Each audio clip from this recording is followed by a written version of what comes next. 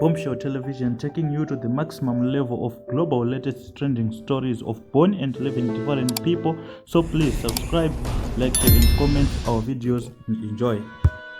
Uyu mastreets matinoswera tiri pane zvinenge zvakawanda zvinenge zvichiitika saka pane chandayani nacho chiri kutopisawo zvamai manje ndofunga vazhinji vaingoti paacting panomboitwa sei saka pane mabehind the scenes ebury me hanzi buried alive enaisabom saka pane mabehind the scenes andaita se andawana pana achifamba muzviraunzi pana achiita marisearch angu pane vandichitsvaga nyaya dzinenge dzichipisa. Saka if you're new here, don't forget to subscribe to our channel. It's a Bombshell Television channel iri kukura very fast, channel iri kuita se iri kuonekwa neruzhinji, inosanitize mamwe machannel mamwe machannel anotifollow, mamwe machannel anosubscribe pachannel yedu, saka ndiwe wega wasara.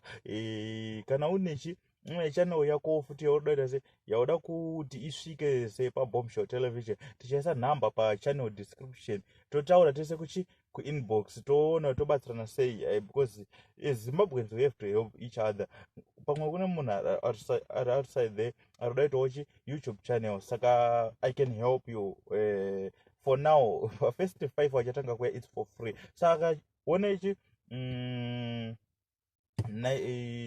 behind the scenes asimboita ngechikoko aiwa sinatsoona iwo chose zvaita chikoko tichikoko richikoko here vantu richituna ichocho chacho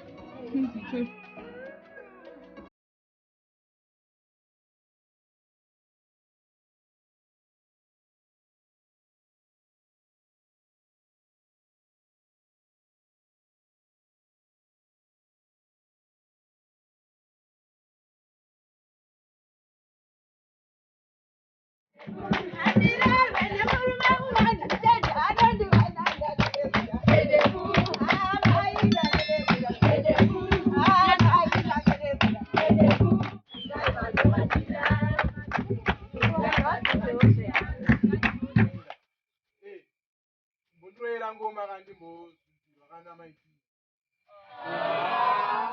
wakaenda murikozvinza wani kochicha ipa ipapo wakandiro chimborwa ngoma ana mai